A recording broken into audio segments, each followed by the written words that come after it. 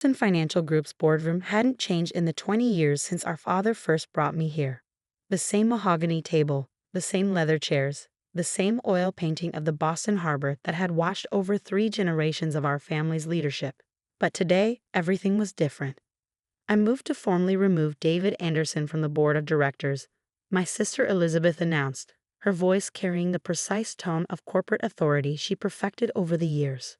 Following my acquisition of his shares during his unfortunate absence, he no longer has any standing in this company. I sat quietly at the far end of the table, watching the drama unfold exactly as I'd expected it would. The other board members, mostly Elizabeth's carefully cultivated allies, nodded in agreement. They saw what they wanted to see, the competent older sister cleaning up after her irresponsible younger brother. If only they knew. David, Elizabeth continued, not bothering to hide her smirk. You should leave now. Security will escort you out. 2 guards appeared behind my chair. I could feel the pity in their glances. They'd known me since I was a kid running through these halls, learning the business at our father's knee. Now they were about to escort me out like a common trespasser. Actually, I said, opening my laptop, I think we should review some interesting transactions I've discovered first. Elizabeth's perfectly maintained composure flickered for just a moment. There's nothing to review. The share transfer documents are clear. While you were in the hospital. Ah yes, my 3-month stay in the hospital, I interrupted softly. When I was fighting for my life after that mysterious car accident, the perfect time to arrange a share transfer, wouldn't you say? The room temperature seemed to drop several degrees. I looked around the table, meeting each board member's eyes in turn. Would anyone like to know what I was doing before that accident? What I discovered in our company's books. This is ridiculous, Elizabeth snapped, but I could see the fear beginning to creep into her eyes. Security, remove him. Touch me, I said to the guards without looking back, and the SEC gets an email containing everything I found, including the real reason behind Dad's sudden retirement last year. The guards hesitated. Elizabeth's face went pale. But let me back up, to understand how we got here, how the Anderson siblings' rivalry turned into corporate warfare. You need to know what happened 6 months ago, when I first noticed something wrong with our company's numbers. I'd always been the more detail-oriented sibling. While Elizabeth focused on networking and climbing the corporate ladder, I'd immersed myself in the actual operations of Anderson Financial. Every spreadsheet, every audit, every transaction. I knew our business inside and out. It started with a discrepancy in our Asian market investments, a series of trades that didn't quite add up, profits that appeared too good to be true. Most people would have written it off as exceptional performance. But I'd learned from our father that in finance, if something seems too good to be true, it usually is. You're being paranoid, David, Elizabeth had said when I first raised concerns. The Asian division is doing brilliantly, just because you can't match their performance in your sectors. But I kept digging, late nights in the office, weekends poring over transaction records. The deeper I looked, the more I found. Not just accounting irregularities, but systematic fraud. Money laundering for certain clients. Tax evasion schemes disguised as investment strategies, and at the center of it all, a name that appeared too often to be coincidence. Elizabeth Anderson. I confronted our father first, showing him the evidence I'd gathered. His reaction stunned me. Leave it alone, son, he'd said, suddenly looking every one of his 70 years. Some stones are better left unturned. Dad, this is serious. Elizabeth is using our company for. I know. His interruption had been sharp, painful. Why do you think I'm retiring? The implications hit me like a physical blow. You know, you've known all along. He wouldn't meet my eyes. Your sister, she has a way of making things happen. Results that keep shareholders happy. Methods that, it's better not to look too closely. It's fraud, Dad, money laundering. Maybe worse. It's business, he'd replied warily, the kind that keeps hundreds of people employed, that funds pensions, that maintains our family's position. I'd left his office that day with my world shaken. The father I'd idolized, the moral compass who'd taught me about business ethics, was choosing to look the other way. But I couldn't. For the next month, I gathered evidence, created backups, established secure channels with regulatory authorities. I was careful, or so I thought. Then came the accident, a brake failure on a mountain road. 3 months in the hospital fighting for my life. And while I was unconscious, Elizabeth moved. The share transfer documents looked perfect. My signature, witnesses, notarization, all technically flawless, except I'd never signed them. Never agreed to sell my 30% stake in our family's company to my sister for a fraction of its value. By the time I was conscious enough to protest, it was too late. Elizabeth controlled 67% of Anderson Financial. Our father had mysteriously decided to enjoy his retirement in a villa in Spain, conveniently unreachable. The old David Anderson, the trusting younger brother who believed in playing by the rules, died in that hospital room.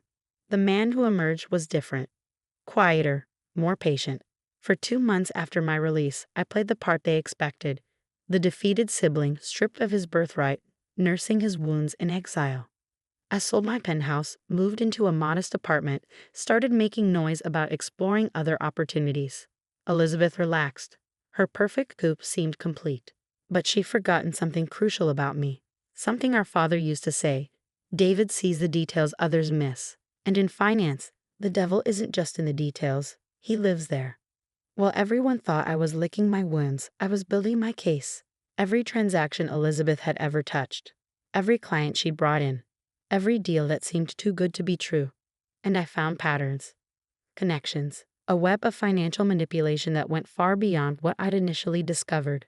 The evidence currently stored on my laptop would destroy not just Elizabeth's career, but the careers of half the people in this boardroom. The only question was who would see it first, the board or the federal authorities. Now, sitting at the end of that mahogany table, watching my sister's composure crack, I almost felt sorry for her. Almost. Would anyone like to see what I found? I asked the room quietly, or should we discuss how this plays out? Elizabeth's lawyer started to speak, but she silenced him with a sharp gesture. She knew me well enough to recognize the tone in my voice. The same tone I used when we were kids, and I caught her in a lie. "What do you want?" she asked, her voice barely a whisper. I smiled, thinking of all the nights I'd spent building my case, of the pain during physical therapy, of our father's betrayal. Want? Dear sister, I don't want anything. I opened my laptop screen. I just think it's time for the truth to come out. All of it. And then I began to show them exactly what I'd discovered. The boardroom's tension could have been cut with a knife as I connected my laptop to the presentation screen. Elizabeth remained frozen in her chair, her usual confidence replaced by barely concealed panic. Let's start with the Preston Holdings acquisition. I began, pulling up a series of transaction records. On paper, it looked like a masterful deal.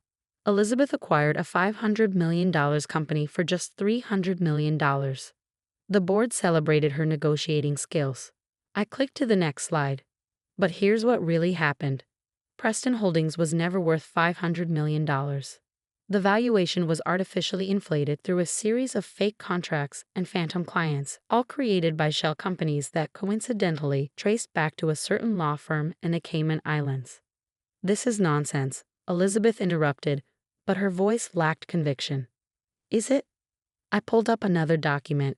This is the registration paperwork for Ocean Vista Limited, the main shell company. Notice the founding partner's signature. Look familiar, Elizabeth?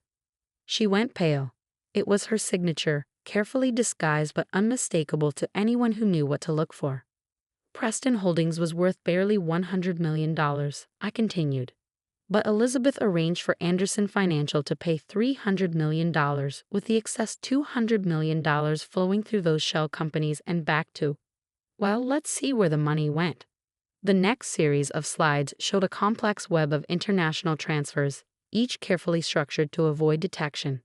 By the time I finished tracing the money flow, several board members looked physically ill. "My God," whispered Henry Blackwood, our oldest board member. "How long has this been going on?" 5 years, I replied, "since Elizabeth became CEO. But it gets better. Should we talk about the Asian market miracle next? Or perhaps the real reason behind Dad's sudden retirement?" "Stop." Elizabeth's voice was barely audible. "Please." I looked at my sister, really looked at her. The perfectly tailored suit, the expensive jewelry, the careful makeup. All part of the image she crafted of the brilliant CEO, the financial wizard who could do no wrong. Why? I asked simply. Why wasn't legitimate success enough? You don't understand, she hissed. The pressure, the expectations. Do you know what it's like being a woman in this industry? Having to be twice as good, twice as successful. So you decided to cheat, to steal, to try to kill me when I got too close to the truth. The boardroom erupted in gasps. Elizabeth's face went from pale to ashen. That's right, I continued, my voice hardening. The brake lines in my car didn't just fail spontaneously.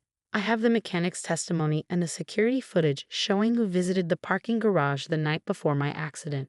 You can't prove that, Elizabeth whispered, but we both knew I could. I turned to address the board directly. While I was in the hospital, fighting for my life, my dear sister arranged to have my shares transferred to her control. The signatures are forgeries, the witnesses were bribed, and I have proof of all of it. What do you want?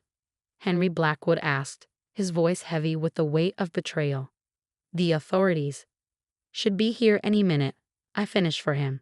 I contacted the SEC and FBI last week. They've been building their case independently, verifying everything I discovered.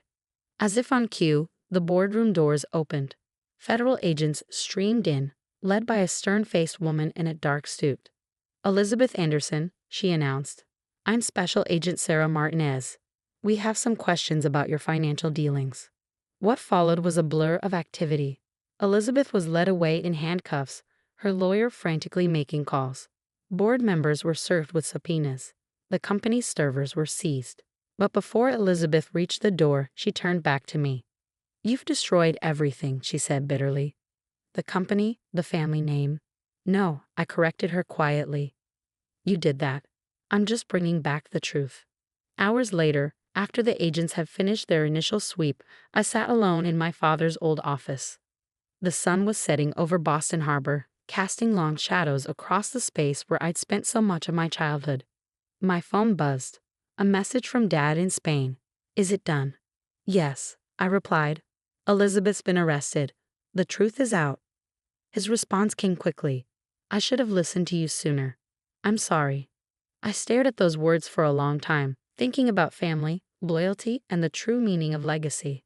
Then I began typing. Come home, Dad. We have a company to rebuild. The next few months were a whirlwind of change. Elizabeth pleaded guilty to multiple federal charges, accepting a 15-year sentence rather than face a public trial. Several board members resigned in disgrace. The company's stock took a heavy hit when the news broke. But something unexpected happened too. As we cleaned house and implemented new transparency measures, clients began returning. Many had suspected something wasn't quite right under Elizabeth's leadership, but hadn't known where to turn. I was named interim CEO, though I insisted on an independent board majority and external oversight. The lessons of power concentration were not lost on me. 1 year later, I sat in that same boardroom where the confrontation had taken place. The mahogany table still gleamed, the harbor painting still washed over us. But everything else had changed. Our father had returned from Spain, not as an executive but as an advisor, helping us rebuild trust with long-term clients. He was different now. Humbler, more willing to acknowledge past mistakes. You've done something remarkable, he told me after a particularly successful quarter. You've brought honor back to the Anderson name. Not just me, I replied. Everyone who chose truth over convenience, ethics over easy profits. The company's new slogan, displayed prominently in our lobby, read, Success through integrity. It wasn't just words. We'd implemented stringent oversight measures, established anonymous reporting channels, and created an independent ethics committee. Elizabeth's story became a cautionary tale in business schools, a case study in how the pressure to succeed at any cost can corrupt even the most promising executives. As for me, I kept the modest apartment, drove a reasonable car, and focused on rebuilding not just our company's wealth, but its soul. Late one evening, as I was preparing to leave the office, I received an unexpected letter. It was from Elizabeth, written from federal prison. Dear David, I've had a lot of time to think about what I did, to the company, to our family, to you. The hardest part isn't the prison sentence or the public disgrace. It's knowing that I became everything our parents once taught us to fight against. You were right. Legitimate success would have been enough. I just couldn't see it through my own ambition. I don't expect forgiveness, but I want you to know you did the right thing. Elizabeth. I placed the letter in my desk drawer. next to the photo of our family from happier times.